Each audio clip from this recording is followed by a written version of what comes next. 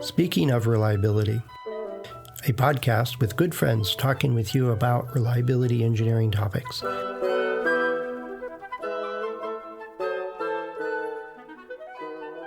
Welcome to Speaking of Reliability. This is Fred Shankleberg. And this is Kirk Gray.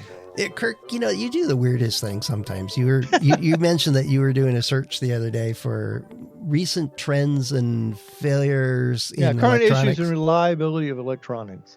That sounds like a name of a journal or something. It could be, and it should be, actually.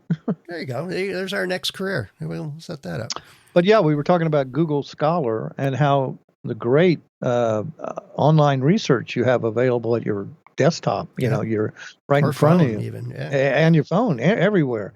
You have the world's, kind of an infinite library of all over the world and all kinds of listings. And so I was just looking at these things, and I just listened to kind of what the current state of affairs in electronics is. And here's one, article written in 2021, reliability analysis incorporating exponentiated inverse Weibull distribution and inverse power law.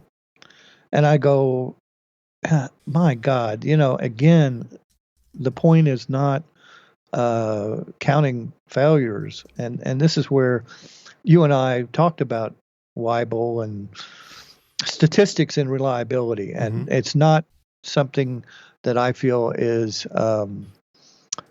there's certain cases and certain applications, like for, we were just talking about photovoltaic cells and solar arrays and those kinds of things, where I think that the distribution and life of those things it's critical to know the wear out modes and whatever of those intrinsic mechanisms. And that's where, a statistical analysis and distribution measurements of degradation all play into figuring out what the whole life of what the potential life entitlement of the product is for one that has no manufacturing flaws or defects. In other words, that never kind happens. But, I've always thought about reliability that counting failures doesn't help you a whole lot. No, but that's not the only reason people do statistics related to reliability. Right. Okay. Start at the start is when we're making something. We use these, not always, but oftentimes I find that the better products, manufacturing processes, use reliability, use statistics in the form of a process control. They monitor the key characteristics to make sure they're stable and they can detect anomalies or issues or problems before it gets shipped. And Ed Deming did a great job in showing the Japanese statistical process control and how they could make, with a Six Sigma process, make every product extremely similar and reliable. Yeah. And not have flaws. So that's one really good use for statistics in reliability, right? Another one is I've got a consumer product. We're making a bazillion of whatever widget we're making, and we can track the field complaints or the field problems or for whatever, returns or warranty claims due to back to the week of manufacturing. Right. Right. And do we have anomalies? Because just the flood, if I ship 1 million a week and I get, 2,000 back every week. Right. Just detecting which ones of those I need to go actually pick apart and take. I can't afford to do detailed failure analysis on every single return. Now, some people do. I run into organizations that do that.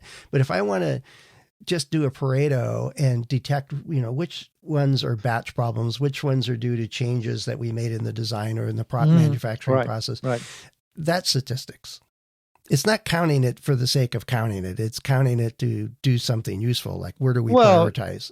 Right. Frequency, knowing the frequency of occurrence, whether it's what lot it came from, those kind of things, trying to correlate and correlate that to make a target for you to go after, whether it's a lot, a date period when the weather was different Yeah. or something to that We effect. just hired Bill, and Bill is really trying to make a mess out of our production line, and Yeah, you know, humidity, things like that. So yeah, that can lead you, understanding what most likely area and probabilities. But right. And then again, another one. Now, I agree with you that if you get failures, you need to go figure it out. Right. Now, that's just one isolated case. Another case is tolerancing in the design. Is paying attention to the variability of your incoming components that you're trying to assemble and using tolerance analysis so that you can actually manufacture it and it works. That's right, statistics. And if it's done well, right, you make a more reliable product. Right. right, So I've gotten involved with tolerancing and in the design process, and that brought in my statistics skills. hmm It's a longer thread to how it affects reliability, but it's major. If you can't assemble it and you're force fitting parts or you leave screws up because they don't fit, well, the likelihood of that car starting is getting pretty low. right, right. You've got to allow for variation or understand your variation in the manufacturing process. Right. And that's statistics. That is statistics. You're right. Right. But Now, but what we're talking you about were in talking time, about the really classic example of don't bother with the statistics, or what was the phrase? Get off your desk. well, It's a family show. Counting. It's a matter of counting field returns and saying and measuring them in time. What time to failure of these field returns, and then making a curve and saying, oh, this shows that these are not. They're early wear out, or they're wearing out early, or whatever, and then going in, as I've said, when I went to After they did a week of analysis of looking and counting parts, that they went in and looked at the actual failure mechanism. And I can't remember exactly what it is, but was lack of lubricant or some kind of thing that would have been observable if they'd gone in and dissected the part and looked into the thing. But a lot of engineers want to sit at the desk and sit at their computer and not touch the actual product. Yeah. and go. It's daunting, and each time you go into a failure analysis, you risk losing the data that you need to find by well, that's a whole nother discussion of doing failure analysis. But the idea is that reliability is integrated in, or reliability relies on, I think, a firm understanding of statistics, from process control to tolerancing to prioritization of where you focus. And in the case, like you mentioned, with these, intrinsic wear mechanisms, and is our design going to get us long enough that it's cost effective, is like the big solar fit farms. Right. So there are cases where, that kind of makes sense. You need to apply all these different rules, but I agree with you. There's plenty of people that just think that's what reliability is. I only do statistics. I crank out inverse Gaussian exponentiated gee whiz stuff and look how brilliant I am. But nobody knows what the hell that is or how to use it. So why bother? Yeah. But if you're not talking about intrinsic wear out mechanisms in electronics, and most of the time, practicing engineers in a manufacturing environment or a new product development and manufacturing environment aren't going to be dealing with those kinds of issues. They're going to be dealing with special cause, assignable causes for the failure mechanisms that are introduced, or the design margin that was overlooked. And of course, again, testing the strength limits is the way to find some of those fairly quickly. Some of them, not all of them. Not all of them. No one test gets everything. Yep. So, apply as many as you can. And also, again, we've got to always remember that the supply chain is not constant, especially if a product's produced more than 1 or 2 years. You're probably going to have to change suppliers, or the components are going to change, or obsolete, or some somebody in the commodities the cost reduction people. Cost reduction people are going to and they're pretty far away. They're pretty far away from the manufacturing process, but they got rewarded for reducing the cost of the product. That's so right. It's a very complex thing to go and point fingers, especially introducing a test process that might prevent something if it's not compensated for because the guy's cycle time for producing the product is extended, but he wasn't, he's not paid as a manager for that department. He's not paid for its reliability. And I've seen that before. Oh, yeah, me too. Or end of quarter pushes. You get a big end of quarter push and they just crank it all out and somebody else pays the warranty. I don't care. Right. Yeah, it's not my bucket, so I've been told that. He said, go, you're not talking to the right person. So. Yeah. But I can't reach the right person because he's way up there, and he lives, well, he might live in another state or in the headquarters or something like that. And, get on a plane. Come on. You can. So I've told you that story where I got left alone. I went to visit a site. They invited me in to do an assessment and why they were having so many failures. And the phone was ringing and an angry customer. And this guy that was my host for the first hour was like, there's the coffee machine in the bathroom. I'll be back in an hour. And I went wandering around, went and found people to talk to. And I found the CFO and he was like, what are you here for? We don't have a warranty problem. Well, what do you count in warranty? And it just went downhill from there. It's like, you don't leave me alone in your building. That's not a good idea. Yeah, that's right. I go explore. Yeah. Well, whatever. Like one time, another example of statistics, and this is just because I was aware of, the statistics and the basic redundancy, right? Full disclosure, you have a degree in statistics. Well, it's just the way I'm wired. I'm sorry. Okay, all right. But I got invited by a company that was having a problem with their application. It was some fancy detection. I don't think it was radar. It was detecting something in these big planes. And they would fly around and detect everything, kind of thing. And they never ever told me what it did. And I never ever saw a sales sheet or a data sheet. I probably wouldn't have understood it anyway. Confidential. Yeah. Right. But they were getting pushback by the military saying, we have to abort flights and scramble another aircraft up to get the coverage. And it does this and does that and everything else. And the folks I was talking to says, we sell the exact same units to the Navy. And they put them on submarines and do a 6-month tour and they're fine. The Air Force can't go 12 hours without one of them failing. I says, well, they're kind of different environments. One. Yeah. And I said, did the Navy, do they take spares with them? Oh yeah, they ship 9. They only need 4, and so they swap them out and they don't have to go back. They don't have to abort the mission because of it. Where the Air Force, they fly with 3 because of whatever they needed 3 units to do the coverage they needed. And if one failed, they abort the flight. I says, well, why don't you put a 4th one on there? And I asked the Air Force guys, like, do you have space and can you afford the weight to add another one to avoid doing, aborting the flight and scrambling a crew and all the expense of that? And they, oh yeah, we could do that. And they said, what benefit would it have? So I whipped out a piece of paper and did it's a K out of N equation and use a quick binomial and go, oh, okay. Instead of aborting once a week, you'd abort once a year. Oh, they're like, oh, that'd be great. And then the vendor I'm working with they're all smiles because they get to sell 4 for every 3 now. And they took me to lunch, that's all I got. And, but they never, which is a different story altogether. They never actually approached or fixed the product's design so it wouldn't fail or improve it. They had all these other options to make it so they didn't have to do the redundancy, but they didn't like that idea. They liked the idea of selling an extra one.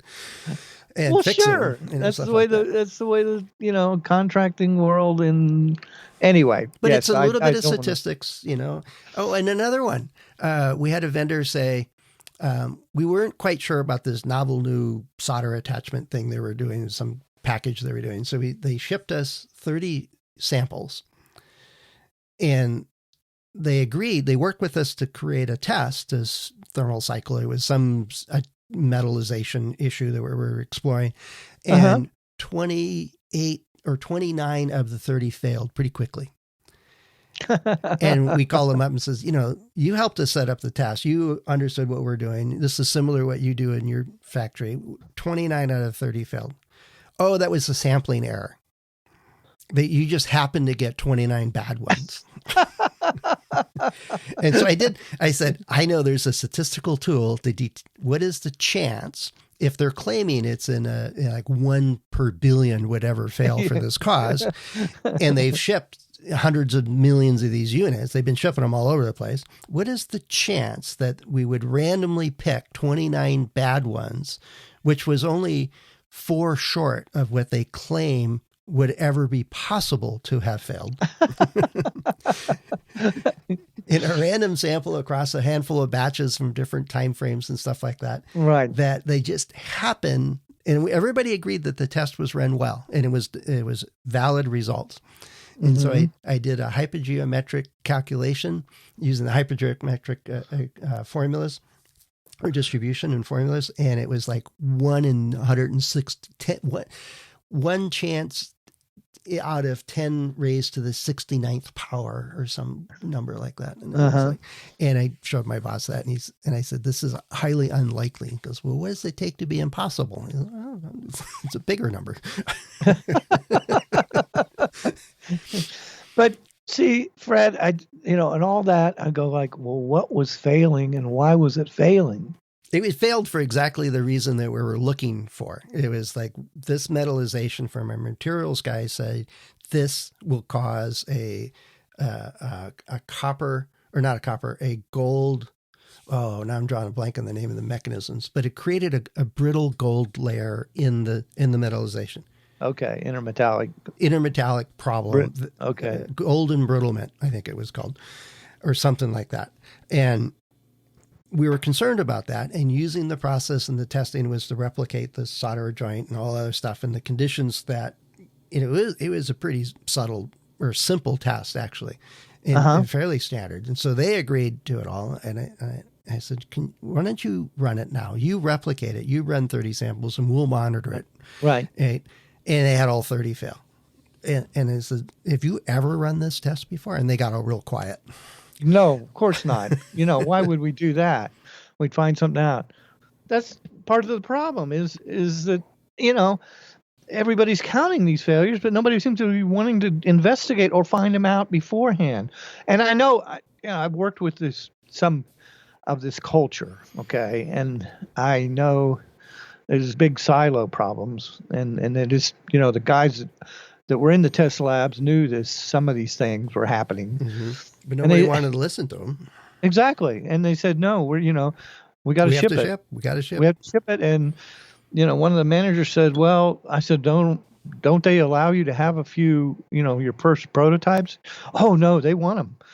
The military takes them right away. And I go, well, don't you have to tell them that if they really want to, have a reliable product, you've got to get it some chance to understand and test it, especially my advocacy of testing to its strength limits. And anyway, it's something I kind of have to look away from, because I know we just passed one of the largest military spending bills in history every year. Yeah, it gets bigger and bigger. And I've worked in these companies. I unfortunately know too much that makes it unpleasant to hear these kinds of things. But there's really no break in it. It's a system that is well established since Eisenhower, and I'm not going to do anything about it. So the best we can do and hope for is a commercial off the shelf. Some of that is using some of these methods to find out in advance, and not worry about statistics and counting failures in the fields, or Well, I would rephrase that to use statistics where it actually is a good tool to use. Right. There are some aspects of, like you say, analyzing control and tolerancing and intrinsic wear outs and. Right. There is application for that in reliability, but it's not what typically the engineers on the front line that are dealing with failures in the field are having to deal with. And again, if we did in our last episode, we talked about the listing of failure mechanisms. If we were to do that for any product, the fishbone diagram would be what we'd be doing. It would have so many branches Bones, it would be the boniest fish in the world. It would Yeah. go on forever, Yeah. because each little branch is kind of like what do you call the mandelbrot fractals, Oh yeah, yeah, where yeah. We keep getting finer and fractals, finer detail and detail exactly, down to. but it goes down, it keeps going. It never ends. It's infinite. It's kind of like as you dive into it. And that, along with our dynamically changing environment of materials, manufacturing processes, and continuing push for density, which is getting ridiculous down to a few molecules Well, of metal. cost and weight, and yeah, it's like three atoms, dance to the left, and now we've got a computer. Yeah, and we're getting down to point below 1 volts kind of situations. It's just gonna go even. So those kind of things, as we get to again, we push the boundaries of dimensions and tolerances, and different mechanisms start to show up as we get down there. The best thing we can do or one of the things, and I want to advocate, is we do empirical testing. Mm-hmm. We get more creative with our test scenarios, and just learn from our past, and then again, it's like whack-a-mole. The new problems will be coming up. Be ready for them, but be looking. Depending on the cost of your product, and less than $200 products are hard to justify, putting through a $10 screen. But taking some kind of sampling, doing some kind of monitoring. Again, SPC. You're right. That's the statistics. I never thought I'd hear that from you. In manufacturing, but you and I know that when a manufacturing process is going fine, the control charts and everything just become a bunch of wallpaper, Yep. and everybody just kind of ignores them. And that's probably a topic for a whole nother discussion. Yeah. It's what happens when you get everything's going well for too long, and then right, everybody gets kind of complacent. Yeah, no, that's a whole other issue. No, but anyway, reliability. And it's not just because I have a degree in statistics. Okay. Kurt. It was well before I got the degree that I was using statistics to solve problems. And it's a tool. It's a tool in the toolbox. It's a major part of in my mind of what reliability engineering is about. And any engineering, you should be very well versed in statistics. And unfortunately, I agree. It doesn't happen all that. But I also agree with you, Kirk. I agree. As much as it pains me to say, is if you've got a failure, understand it. Do the failure now. Get into it. Do all that stuff. But there's a place and time for statistics, and there's a place and time for you. Let's go play with this in the lab and see how I can break it. Exactly. And learn from it. So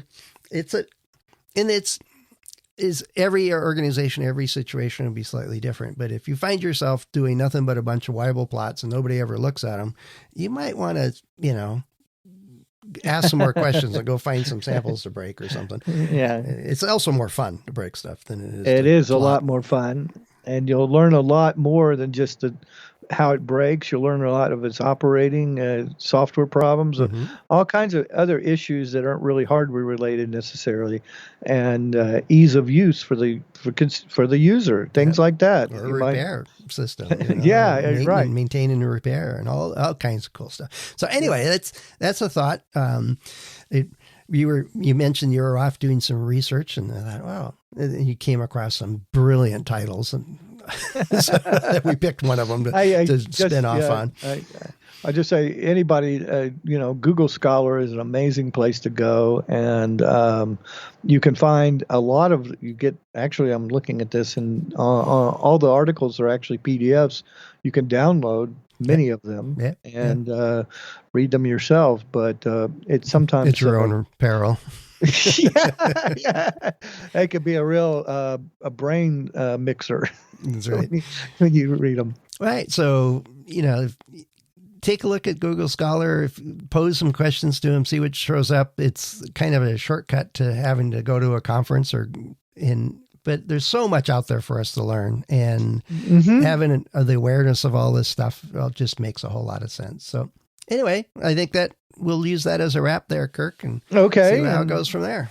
Let's remind them of Accendo. Oh, yeah, I forgot again. Especially since we're looking for questions. It got a little dry here the last month or so. I got 1 or 2 questions, but we'd love to hear from you. We do 2 shows a week, so we need at least 2 good questions that we can get on and talk about. And then we know you've got questions. So hit accendoreliability.com/go/SOR. It's one place you can go to leave us a message or a question or an idea, or you can find Kirk and I and the other hosts of the show on LinkedIn or on our About pages on the site under contributors. And plenty of ways for you to get in touch. You'll get an answer back pretty quick. We try to get back to you as soon as we can and understand the problem or the question and hopefully give you some advice or ideas to help you move along.